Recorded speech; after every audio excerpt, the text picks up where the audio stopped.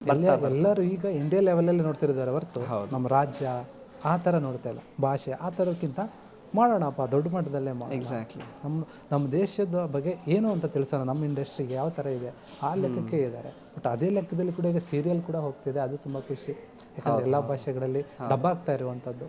Serial actor ಅಂದರೆ ಬರೀ ಕನ್ನಡಕ್ಕೆ ಸೀಮಿತ ಆಗಿದ್ದು. ಹಿಂದೆ ಕನ್ನಡ ಸೀರಿಯಲ್ ಕನ್ನಡಪ್ಪ ಅಷ್ಟೇ, ಕನ್ನಡದವ್ರು ಇದ್ದಾರೆ ಅದಕ್ಕೆ ಕನ್ನಡ ಜನ ಮಾತ್ರ ನೋಡ್ತಾರೆ, ತೆಲುಗು ಹಾಕಿದರೆ ಬೇರೆ ಭಾಷೆ ನೋಡಲ್ಲ ಅಂತ. ಬಟ್ ಈಗ ಕನ್ನಡದವ್ರು ಅಲ್ಲಿಗೆ ಹೋಗಿರೋದ್ರಿಂದ, ಅಲ್ಲಿವ್ರು ಇಲ್ಲಿಗೆ ಬರ್ತಾ ಇರೋದ್ರಿಂದ ಎಲ್ಲರೂ ನೋಡ್ತಾ ಇದ್ದಾರೆ. ಏನು ಅನಿಸುತ್ತೆ? ಓಕೆನಾ? ಖುಷಿ. ಅಲ್ಲಿ ವೀಕ್ಷಕರು ಅಂದರೆ ಅಲ್ಲಿ ಫ್ಯಾನ್ಸ್ ಸಿಗ್ತಾರೆ, ಇಲ್ಲಿ ಫ್ಯಾನ್ಸ್ ಸಿಗ್ತಾರೆ, ಅಲ್ಲಿ ನಿಮಗೆ ಅಪರ್ಚುನಿಟಿ ಸಿಗುತ್ತೆ, ಅದು ಸಿಗುತ್ತೆ. ನಾವು ಕಲಾವಿದರು ನಮಗೆ ಕಲೆಗೊಂದು ಪ್ಲ್ಯಾಟ್ಫಾರ್ಮ್ ಅಷ್ಟೇ ಹುಡುಕ್ತಾ ಇರ್ತೀವಿ. ಸೊ ನಮಗೆ ಪ್ಲ್ಯಾಟ್ಫಾರ್ಮ್ ಎಲ್ಲಿ ಸಿಕ್ಕಿದ್ರು ವಿಲ್ ವರ್ಕ್. ನಮ್ಮ ಕೆಲಸನೇ ಅದಲ್ವಾ? ಹಾಂ, ಖಂಡಿತ. ಇದೆಲ್ಲ ಓಕೆ ಆಯಿತು. ಇನ್ನೇನು ಸಿದ್ಧಾರ್ಥ್ ಅವ್ರಿಗೆ ಹೆಸರು ಇದೆ, ಇವಾಗ ಕೆಲಸನೂ ಇದೆ, ತುಂಬ ಜನಕ್ಕೆ ಗೊತ್ತು ಕೂಡ, ಫ್ಯಾನ್ಸು ಇದ್ದಾರೆ. ಬಟ್ ನಿಮ್ಮ ಪರ್ಸ್ನಲ್ ವಿಚಾರಕ್ಕೆ ಬರೋದಾದರೆ, ಮನೇಲಿ ಏನಾದರೂ ಮದುವೆ ಆಗಿದ್ದೇವೆ ಮಾತುಕತೆ? ನಮ್ಮಮ್ಮ ಜೋಕಾಗಿ ಹೇಳ್ತಿರ್ತಾರೋ ಸೀರಿಯಸ್ ಆಗಿ ಹೇಳ್ತಿರ್ತಾರೋ ಗೊತ್ತಿಲ್ಲ, ಮದುವೆ ಮಾಡ್ಕೊಂಬಿಡೋ ಅಂತಿರ್ತಾರೆ. ಇಲ್ಲ, ಅದು ಪ್ಲಾನ್ ಇಲ್ವಾ? ಮದುವೆ ಪ್ಲಾನ್ ಇನ್ನೂ ಲೇಟ್ ಅಂತ ಹಂಗಾದ್ರೆ? ಇಲ್ಲ, ನಾನು ಮದುವೆ ಬಗ್ಗೆ ಅಷ್ಟು ಯೋಚನೆ ಮಾಡ್ತಿಲ್ಲ. ಬಿಕಾಸ್ ನಾವೇನು ಏನೋ ಒಂದು ಸಾಧನೆ ಮಾಡಬೇಕು ಅನ್ನೋ ಆಲೋಚನೆದಲ್ಲಿ. ಅದ್ರ ಬಗ್ಗೆ ಇನ್ನು ಅಷ್ಟೊಂದು ಯೋಚನೆ ಮಾಡೋಕ್ಕೂ ಹೋಗಿಲ್ಲ. ಅದೆಲ್ಲ ಓಕೆ. ಬಟ್ ಕಾಮನ್ ಆಗಿರೋವಂಥದ್ದು ಎಲ್ಲ ಯೂತ್ಗಳಿಗೂ ಕೂಡ ಅವರ ಒಂದು ಯಂಗ್ ಏಜಲ್ಲಿ ಕ್ರಶ್ ಇದ್ದೇ ಇರುತ್ತೆ, ಲವ್ ಸ್ಟೋರಿ ಇದ್ದೇ ಇರುತ್ತೆ.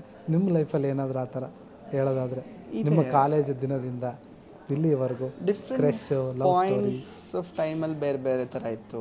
ಲೆಟರ್ಸಿಂದ ಹಿಡಿದು ಸ್ಕೂಲ್ ಟೈಮಲ್ಲಿ, ಅಂದರೆ ಅಲ್ಲಿಂದ ಶುರು, ಅಲ್ಲೂ ಇದ್ರಾ? ಅಲ್ಲೂ ಶುರು ಗೊತ್ತೇ ಆಗ್ತಿರಲಿಲ್ಲ ನಮಗೆ. ಅಂದರೆ ತುಂಬ ಇನ್ನೋಸೆಂಟ್ ಏನಲ್ಲ ನೀವು ಹಂಗಾದ್ರೆ? ಇಲ್ಲ, ಅದು ದಟ್ ಈಸ್ ಇನ್ನಸೆನ್ಸ್. ನನಗೆ ನೀವು ಕೇಳೋದಾದರೆ ಅದು ಇನ್ನಸೆಂಟು ಸರ್.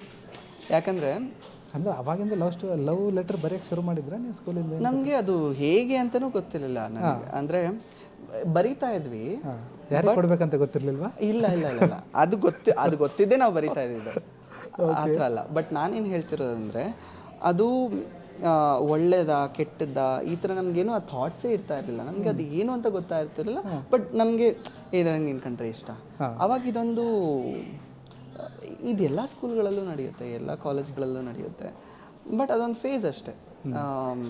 ಇವರು ರಮೇಶ್ ಸರ್ ಒಂದು ಚೆನ್ನಾಗಿ ಹೇಳ್ತಾರೆ ಆ ಮಾತು, ಯಾವ್ಯಾವ ಪಾಯಿಂಟಲ್ಲಿ ಏನೇನು ನಡಿಬೇಕೋ ಅದು ನಡೀತಾ ಹೋದರೆ ಅದೇ ಜೀವನದ್ದು ಬ್ಯೂಟಿ.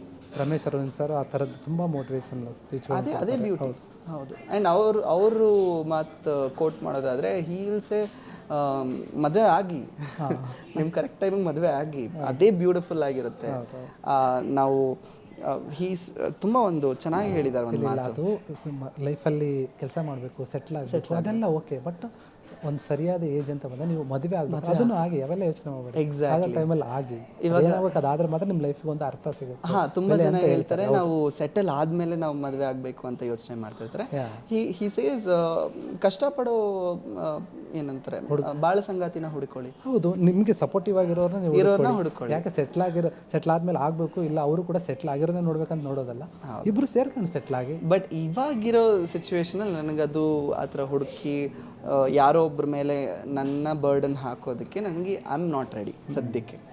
ನೋಡೋಣ ಫ್ಯೂಚರ್. ಅದು ಸ್ಕೂಲು ಓಕೆ, ಮದುವೆದು ಒಂದು ಕಡೆ ಓಕೆ. ಬಟ್ ನಿಮ್ಮ ಎಂಗೇಜಲ್ಲಿ ಕಾಲೇಜ್ ಡೇಸಲ್ಲಿ ಡಿಗ್ರಿ PU ಅಲ್ಲಿ ತುಂಬ ಟೈಮಲ್ಲಿ, ಡಿಗ್ರಿ ಟೈಮಲ್ಲಿ ನಮ್ಮದು ಸ್ವಲ್ಪ, ನಾನು ಕಾಲೇಜ್ಗೆ ಅಷ್ಟು ಹೋಗ್ತಾ ಇರಲಿಲ್ಲ. ನನ್ನದು ಮೇನ್ ಫೋಕಸ್ ಇದ್ದಿದ್ದು ಟ್ಯೂಷನ್ಸ್ ಮಾಡ್ತಿದ್ದೆ. ಆ ಟೈಮಲ್ಲಿ ಯಾವುದೋ ಒಂದು ಇಂಟರ್ನ್ಶಿಪ್ಪು ಮಾಡ್ತಿದ್ದೆ ಟ್ಯೂಷನ್ ಜೊತೆಗೇನೆ. ಅದಾದಮೇಲೆ ಅದೇ ಬಿಸ್ನೆಸ್ ಕಮ್ಯುನಿಕೇಷನ್ ಏನೋ ಕೋರ್ಸ್ ಏನೋ ಇತ್ತು, ಅದು ನಾನು ಅರ್ಧದಲ್ಲೇ ಬಿಟ್ಟೆ. ನನ್ಗೆ ಅವಾಗ ಲೈಫಲ್ಲಿ ಏನು ಮಾಡಬೇಕು ಅನ್ನೋ ಪ್ರಾಸೆಸ್ ಟೈಮ್ ಕೊಡೋಷ್ಟು ನನಗಷ್ಟು ಟೈಮ್ ಸಿಗಲಿಲ್ಲ. ಓಕೆ, ಅಂದರೆ ಇಟ್ ವಾಸ್ ಜಸ್ಟ್ 3 years. ಅದಾದಮೇಲೆ ಕೋವಿಡು ಬಂತು. ಆ ಕೋವಿಡ್ ಟೈಮಲ್ಲಿ ನಮಗಷ್ಟು ಟೈಮ್ ಸಿಗಲ್ಲ, ಮನೇಲೇ ಇರ್ತಿದ್ವಿ. ಆ ಕೋವಿಡ್ ಸೆಕೆಂಡ್ ಲಾಕ್ಡೌನ್ ಆದಮೇಲೆ ನಮ್ಮ ಅಣ್ಣನ ಕೆಫೆ ಸ್ಟಾರ್ಟ್ ಆಯಿತು. ಆ ಟೈಮಲ್ಲಿ ನಾನೊಂದು 88 kg ಹೋಗಿದ್ದೆ, ಅಲ್ಲಿಂದ 70 kg ತನಕ ಇಳಿಸ್ದೆ. ಸೊ ನನ್ನ ಹೆಲ್ತು, ನನ್ನ ಬಾಡಿ ಬರೀ ಅದ್ರ ಮೇಲೆ ಇತ್ತು ಗಮನ, ಬೇರೆ ಏನೂ ಇರಲಿಲ್ಲ. ಅವಾಗ ಓಕೆ. ಈಗ ಅಂತೂ ಆಗಿದ್ದೀರಾ, ತುಂಬ ಗುರುತಿಸ್ಕೊಂಡಿದ್ದೀರಾ, ತುಂಬ ಹ್ಯಾಂಡ್ಸಮ್ ಆಗಿದ್ದೀರಾ. ಇನ್ನೇನು ಬೇಕು ಹುಡುಗಿಯರಿಗೆ? ಏನಾದರೂ ಯಾರಾದರೂ ಕಡೆಯಿಂದ ಅಪ್ರೋಚ್ ಬಂದಿರೋಂಥದ್ದು? ಹುಡುಗಿರಿಗೆ ಏನು ಬೇಕಾಗುತ್ತೆ ಅಂತ ನೀವು ಹೇಳ್ತಾ ಇದ್ದೀರಾ, ನಮಗೇನು ಬೇಕಾಗುತ್ತೆ ಅಂತ ನೀವು ಅಲ್ಲ, ಅವ್ರ ಹುಡುಗಿರ ಕಡೆಯಿಂದ ಏನಾದರೂ ನಿಮ್ಗೆ ಅಪ್ರೋಚ್ ಬಂದಿರೋದು? ಬರ್ತಾ ಇರುತ್ತೆ ಸರ್. ಬಟ್ ನಮಗೇನು ಇವಾಗ ಫಸ್ಟ್ ಆಫ್ ಆಲ್ ನನ್ನ ಫೋಕಸ್ ಇರೋದು ನಮ್ಮ ತಾಯಿಗೆ ಏನಾದರೂ ಮಾಡಬೇಕು ಅಂತ ಗೋಲ್ ಇರೋದು ಅದು. ಆ್ಯಂಡ್ ವರ್ಕಲ್ಲಿ ಎಸ್ಪೆಷಲಿ ತುಂಬ ಅಗ್ಲಿ ಆಗೋಗುತ್ತೆ. ತುಂಬ ಕೇಳ್ಪಟ್ಟಿರ್ತೀರ ನೀವು, ಸಿನ್ಸ್ ಮೀಡಿಯಾದಲ್ಲಿ ಇರ್ತೀರ.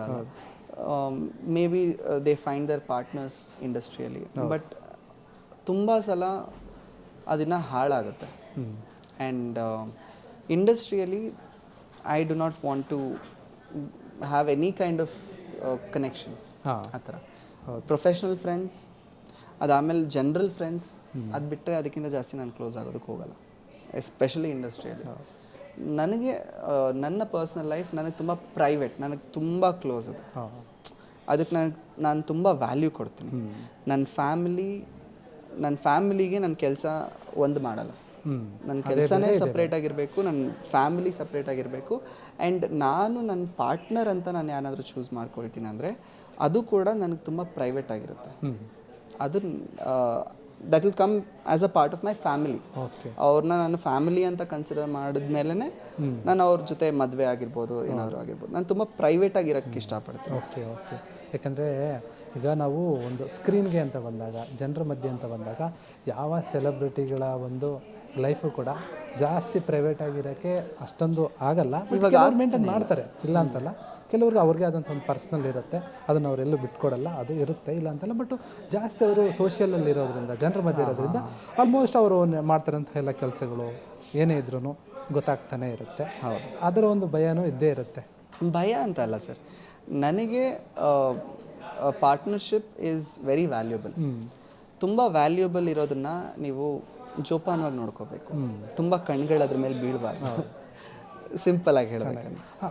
ಇದು ಓಕೆ. ಬಟ್ ನೀವು ಮಾತಾಡ್ತಾ ಹೇಳಿದ್ರೆ ನಾನು ಅವಾಗೇ ಕೇಳಬೇಕು ಅಂದ್ಕೊಂಡೆ, ನೀವು ಯಾರ್ಯಾರಿಂದ ಏನೇನು ಫೀಡ್ಬ್ಯಾಕ್ ತೊಗೊತೀರಿ, ನನಗೆ ಅವ್ರು ಇಷ್ಟ, ಈ ಇಷ್ಟ ಅಂತ ಹೇಳಿ. ಹೌದು. ಸ್ಪೆಷಲಿ ಅಂತ ಬಂದಾಗ ಯಾಕೆ ಈ ವಿಚಾರ ಕೇಳ್ತಿದ್ದೀನಿ ಅಂತ ಅನ್ಕೋಬೋದು ಜನರೆಲ್ಲ, ಬಟ್ ಯಾವುದೋ ಕಾರಣಕ್ಕೆ ಕೇಳ್ತಾ ಇಲ್ಲ.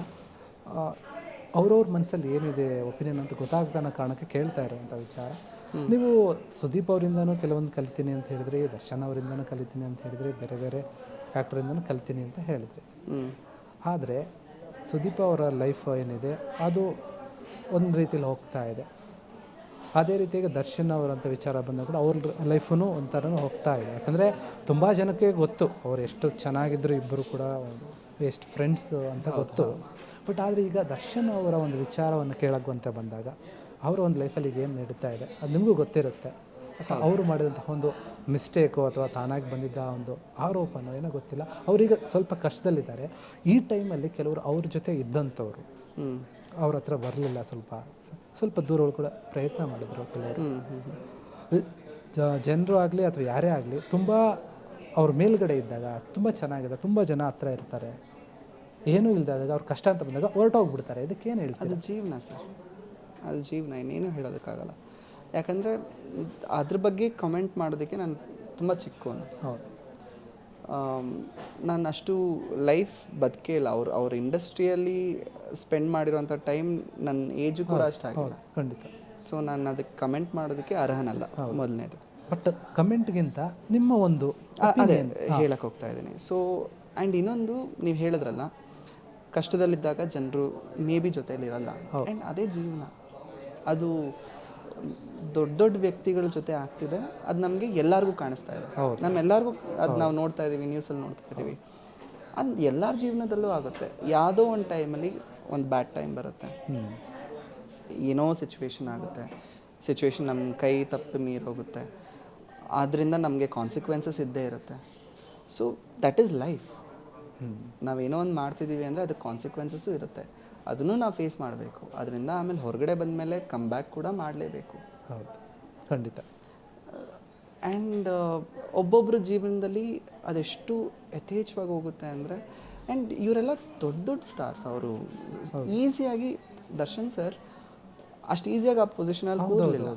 ಸಿಕ್ಕಾಪಟ್ಟೆ ಕಷ್ಟ ಪಡ್ಕೊಂಡು ಹೋದವರು. ಅವ್ರ ತಂದೆ ಎಷ್ಟೇ ದೊಡ್ಡ ಆ್ಯಕ್ಟರ್ ಆಗಿದ್ರು ಅವರು ಕೂಡ ಕಷ್ಟದಿಂದನೇ ಬಂದಿದ್ದು, ತುಂಬ ಕೆಳಗಡೆಯಿಂದನೇ ಮೇಲೆ. ಎಕ್ಸಾಕ್ಟ್ಲಿ. ಆ್ಯಂಡ್ ಅದು ಅವ್ರ ಜರ್ನಿನ ನಾವು ಎಷ್ಟು ರೆಸ್ಪೆಕ್ಟ್ ಮಾಡ್ತೀವೋ ಹಾಗೆ ಅವ್ರಿಗೂ ಅದೊಂದು ಜೀವನ ಅಷ್ಟೇ, ಜೀವನದೊಂದು ಪಾಠ. ಏನೋ ಒಂದು ಸಿಚುವೇಶನ್ ಬಂದಾಗ, ಸಿಚುವೇಶನ್ ಕೈ ಮೀರೋದಾಗ ಕಾನ್ಸಿಕ್ವೆನ್ಸಸ್ ಇದ್ದೇ ಇರುತ್ತೆ. ಆ್ಯಂಡ್ ಅದ್ರ ಮೇಲೆ ಕಾಮೆಂಟ್ ಮಾಡೋದಕ್ಕಾಗಿರ್ಬೋದು, this is my opinion sir.